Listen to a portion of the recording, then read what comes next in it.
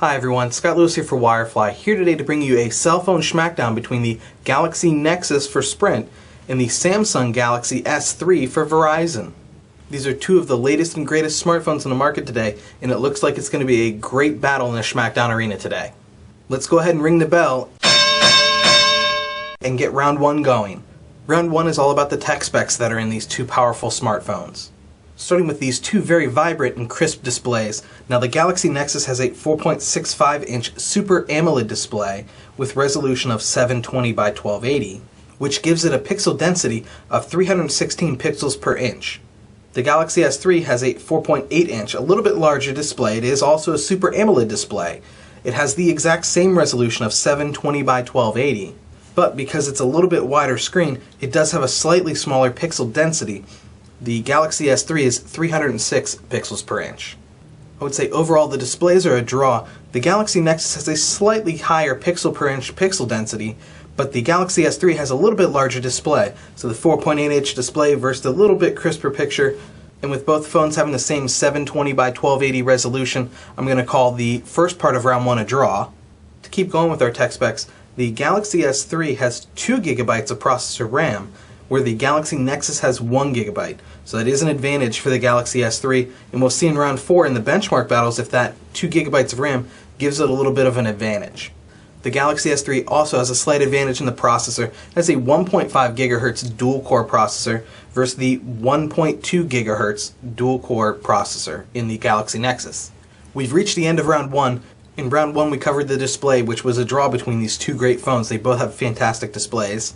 The Galaxy S3 took both the RAM and the processor part of the round, so the winner of round 1 is going to be the Galaxy S3. That was a very close first round, but we are going to move on to round 2 now. Round 2 is going to be about design of these two great phones. Round 2 is probably my favorite round out of all the schmackdown rounds because it talks about design, and I really enjoyed the design of these two phones. They're very nice, very well put together phones made by Samsung.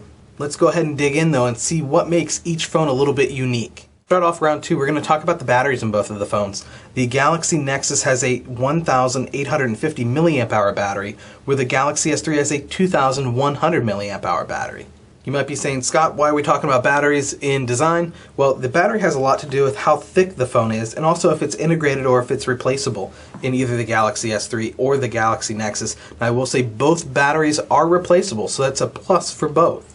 You can give a slight advantage to the Galaxy S3 for having a little bit larger battery, 2,100 mAh versus the 1,850, but I will say that both of the phones are going to need to be charged at the end of the day anyway, so not a huge difference in the grand scheme when you're talking that little bit of milliamp hours between the two phones. The next part of design that we're going to talk about is storage. Now the Galaxy Nexus comes with 32 GB of onboard storage. Now there is not a micro SD card slot anywhere on the back of the phone or underneath the back here that you can add additional memory. So there's nothing to add in. So 32 GB will be the max onboard storage that you can use on the Galaxy Nexus. Now there are cloud-based systems and storage that you can use to still have more memory, but 32 GB is a lot, so not a real bad thing with the Galaxy Nexus, but not having any additional micro SD slots that a lot of smartphones have on the market today is kind of a drawback. Now the Galaxy S3 comes in a 16 or 32 GB onboard storage and also has underneath the cover here a spot for a micro SD card. Now the Galaxy S3 will also take up to a 64 GB micro SD card, where a lot of phones in the past would only take a 32 GB card. So the fact that it comes in the same storage capacity size, a 16 or a 32, which the 32 is the only option for the Galaxy Nexus, I like having the option to choose, plus add additional storage. Maybe I already have a micro SD card that I want to use in the Galaxy S3 that has my information. I can't load my information or my pictures with that card on the Galaxy Nexus without connecting it to a computer. Now you might think because the Galaxy S3 has a larger battery at 2,100 mAh that it might be thicker than the Galaxy Nexus. But that's not true actually. The Galaxy S3 here is 8.6 millimeters thick, where the Galaxy Nexus has a thickness of 9.47 millimeters. It's a little hard to tell here on the screen. It is a little noticeable in the thickness, but both phones are still very comfortable to use in your hand and hold. It is a little surprising to see the Galaxy S3 having a smaller profile than the Galaxy Nexus when it comes to the thickness, because of the larger battery and the fact that you can put in additional storage through the micro SD card slot. You generally leave those things out so that you can make the phone a little bit smaller. Now the Galaxy S3 has a total weight of 4.7 ounces, so once again, a larger battery and extra stuff on it with the onboard storage capability, and it's actually lighter than the 5.29 ounces of total weight that the Galaxy Nexus has. So once again, I'm a little surprised at that, so that is a definite advantage for the Galaxy S3. Both the Galaxy S3 and the Galaxy Nexus come with NFC capability designed into the phone. I wanted to show you something really interesting that I just learned about. Is a tile here. It's called a TecTile, and it's something that you can scan with NFC and it'll adjust some of your features on your phone. So you turn NFC capabilities on your phone, and then you actually tap the phone to the tile, and you can see that it turned my Bluetooth on and set my ringer to a certain tone. So these tiles are really interesting because it'll allow you to change settings, launch applications, and leave messages and send messages all by just tapping right to the phone by using the NFC capabilities in either your Galaxy S3 or your Galaxy Nexus. The TecTiles are available at Wirefly.com if you'd like to pick some up and play around with them. It does use the NFC capability in the phone that also runs the Google Wallet that you have for the Galaxy Nexus or the Galaxy S3. So if you're a Google Wallet fan, you might want to look at the TecTiles. And if you just want to take advantage of some of the NFC capabilities in your phone, the tiles are really interesting. They have endless possibilities of things you can do with them. As far as operating software on both the Galaxy Nexus and the Galaxy S3, they are both running Android 4.0. Now the Galaxy Nexus doesn't have a user interface over top of the Android 4.0. It is the true Google experience, and that is what the Galaxy Nexus has kind of been all about as far as software. Now the Galaxy S3 does still have the Android 4.0, but it is layered with the TouchWiz user interface directly from Samsung. Normally I would say the Google experience of being pure is great, and I would recommend it, but I really like the TouchWiz on the Galaxy S3. It's very smooth. The Galaxy S3 is also designed really nice. As you see, you can go all the way through all the pages and get back to your home page just by going in one direction. I really like that, as opposed to on the Galaxy Nexus, you're going to swipe until you get to the end, and then you're at the end and you have to go all the way back.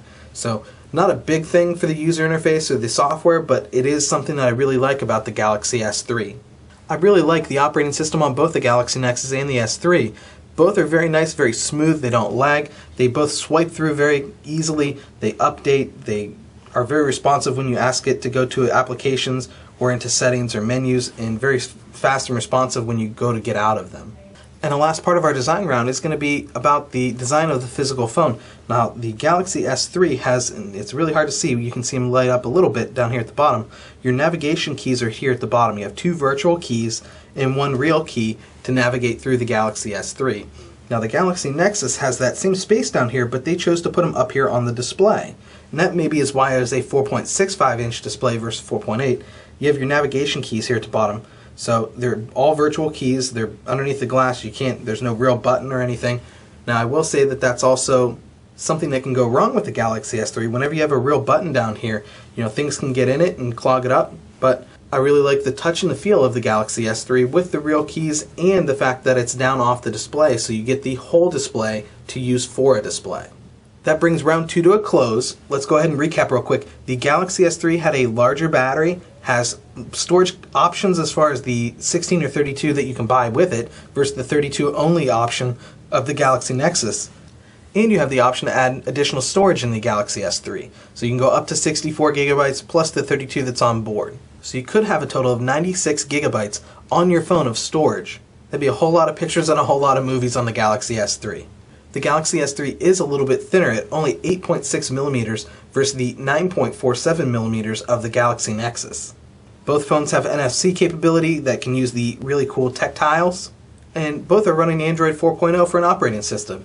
I would say there's not really a loser there. The Android 4.0 platform is a great base to start with, and then you layer on TouchWiz, or you just use it right like that. I really like both of the phones and both the operating softwares that are on these 2 great phones. Another advantage of the Galaxy S3 in the design round is the navigation keys, the combination of real key and virtual keys. I really like the navigation style on the Galaxy S3 versus the Galaxy Nexus that has the virtual keys, and they're shifted up a little bit, even though you have all this room down here at the bottom where you could have placed them down there. So I would say overall design definitely goes to the Galaxy S3. The bigger battery, the storage, the thickness, the total weight and also the navigation keys outweighs the Galaxy Nexus and all of its design features. Once again, not a bad phone. I highly recommend the Galaxy Nexus, and I really enjoy the Galaxy Nexus. Just comparing, I think the Galaxy S3 just has the edge in the design. Round 2 is very one-sided for the Galaxy S3. The Galaxy Nexus really needs to come up and step up in the camera multimedia round. So let's go ahead and dig right in. The Galaxy S3 has a 1.9 megapixel front-facing camera versus the 1.3 megapixel camera in the Galaxy Nexus. The Galaxy S3 has an 8 megapixel still image camera with an LED flash here on the back, where the Galaxy Nexus has a 5 megapixel rear-facing camera with LED flash. In my experience with both of these cameras, which I've used quite a bit, they both take panoramic pictures and they're very easy to use. I would say one thing that both phones are lacking is a dedicated shutter button. I'd really like to see that, like on the HTC Evo 4G LTE, but both have very good cameras. Navigating both the options and the features in the cameras are very easy. I will say the Galaxy Nexus has a pretty straightforward option or menu system where you can select down here the icons, but the Galaxy S3 has a little bit easier interface and a little bit more user-friendly. So you pull here and you have all your different options right here. So the Galaxy Nexus has an HDR option, which stands for High Dynamic Range. The wide dynamic range allows the HDR images to represent more accurately the range of intensity levels found in real scenes, ranging from direct sunlight to faint starlight. I also like the burst mode on the Galaxy S3 here, where you can press and hold the shutter button and it will rapidly take photos. And it also has a best photo option where the Galaxy S3 picks the best photo out of all those photos in the burst. And I will say it's very accurate and almost always picks the best picture. It looks for things like, are your eyes open? Is everyone smiling? Is everyone looking at the camera? So it is great for that family photo opportunity that's always so hard to get, especially with little kids. Speaking of kids, it also has a cartoon mode that you can select. And this puts a playful spin on your photos, and it's just a filter that's on there. But once again, it's something that takes the Galaxy S3's camera to the next level.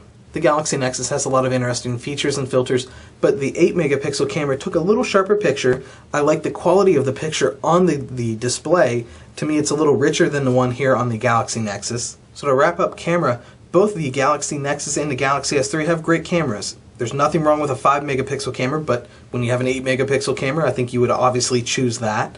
And same with the 1.9 versus the 1.3 on the front cameras. Both phones are very easy to use for the cameras. They're very simple, very straightforward, easy to navigate. So I'd like both of the cameras for the first time user of a smartphone camera. But I think what sets the S3 apart are all the shooting modes that are available, cartoon, the burst, everything. It's really a nice option on the Galaxy S3. There's two other interesting features that I want to bring up in the camera multimedia around here on the Galaxy S3 and the Galaxy Nexus. Both are able to create mobile hotspots, so they can create a mobile Wi-Fi hotspot that you can connect other laptops and tablets to and use the data through the telephone to actually connect to the internet. They also have a feature called Wi-Fi Direct. Wi-Fi Direct would allow you to connect the Galaxy S3 to the Galaxy Nexus right through Wi-Fi, so it's Wi-Fi to Wi-Fi without having the separate router access point to go in between the two phones. So it is a direct connection through Wi-Fi from phone to phone. You can transfer media content and files that way and share different web pages and videos on YouTube. So it's a really interesting way to share and connect with your friends. So it's very nice that both of those phones have the mobile hotspot and the Wi-Fi Direct capabilities. So round 3 is a lot like round 2, or is very heavily one-sided towards the Galaxy S3. It does have the better front-facing camera and rear-facing camera as far as megapixels, and I like the shooting modes that are available in the Galaxy S3 versus the ones that are available in the Galaxy Nexus. And with both phones having the mobile hotspot and the Wi-Fi Direct, the camera carries the Galaxy S3 and allows it to win round 3. So right now we have all 3 rounds going to the Galaxy S3. I'm going to predict with a faster processor and more memory that it's going to win the benchmark battles, but absolutely we're going to run them through both an Antutu benchmark and a quadrant standard benchmark here in round 4, which is the benchmark battles. So let's go ahead and run an Antutu benchmark here first. The Antutu benchmark is broken down into 4 different categories that we'll see scores out in the end. And same with the quadrant standard, it just gives you 1 score. Now the combined score on the quadrant standard and the Antutu are going to be a little different just because they have different scoring or points systems. But essentially it's all broken down into 4 different categories. The first thing it's testing in the phones and giving you a score on is the CPU. It puts stress and strain on the CPU to see how efficiently it can run and how much it can handle. The next one is going to be GPU, essentially the same thing but just for the graphics processor in the phone. Next would be the RAM. It tests how much RAM is in the phone and how efficiently it uses that RAM. And then the I/O, or the input-output. It tests read-write speeds to the phone and to any external storage that is available on the phone. That's the breakdown of exactly what they're testing in the AnTuTu benchmark in the Quadrant Standard benchmark. I'm going to go ahead and turn the camera off now and pick it back up at the end of the AnTuTu benchmark. So we've got our scores, and the Galaxy S3 has a score of 6,896, where the total score for the Galaxy Nexus is 6,239. So you can see our scores are very compatible. In the CPU, it's a little bit higher in the Galaxy S3, which would make sense because it's a 1.5 versus a 1.2 gigahertz processor. The GPU is very similar. The RAM is a little bit higher once again in the Galaxy S3 because it has 2 gigabytes of RAM versus 1 gigabyte of RAM. And that also has something to do with the read-write and the I/O of the Galaxy S3 versus the Galaxy Nexus. So our first benchmark, the Galaxy S3, wins that one. Let's go ahead and move on to the Quadrant Standard benchmark. The Quadrant Standard benchmark tests once again the same things: the CPU, the memory, the I/O, and the graphics. So it's covering the exact same things, it's just scoring them a little bit differently. So let's see how this score comes out. I'm going to go ahead and turn the camera off now and pick it up at the end of the Quadrant Standard benchmark. So our Quadrant Standard benchmark just finished up. We have our Galaxy S3 right here with an overall score of 5,054, where our Galaxy Nexus over here has a score of 2,019. So a pretty big difference in the Quadrant Standard benchmark compared to the AnTuTu benchmark. Now they test the same things, they just score them a little differently, and that's why you can see a large difference between the two scores. But they are testing the same things. Now just a reminder that we're testing the hardware in the phones. Just because one phone might be connected to Wi-Fi or not, it has nothing to do with the scores that we're receiving here on either the Galaxy Nexus or the Galaxy S3. The benchmarks test the hardware in the phones, not any kind of network connection. So our winner of the benchmark battles would be the Galaxy S3. It swept both the AnTuTu and the Quadrant Standard benchmark, which means it also swept all 4 of the Schmackdown rounds today. Now that doesn't mean that there's necessarily anything wrong with the Galaxy Nexus. It's a great phone and a lot of people have it. It's a fantastic selling phone. A lot of people absolutely love their Galaxy Nexus. It just means that the Galaxy S3, being a few months newer, and it should have higher specs and a better overall score in some of the benchmarks. I would absolutely recommend either the Galaxy Nexus or the Galaxy S3 to anybody that's looking for a smartphone right now. They both have great features and great specs. They're just really nice, great operating systems, very smooth and easy to use. And they're great for a first-time smartphone user or somebody that's really into their smartphone and just wants the latest technology. Make sure to check out Wirefly.com for a fantastic price on the Galaxy Nexus or the Galaxy S3. My name's Scott Lewis for Wirefly. Thanks for watching.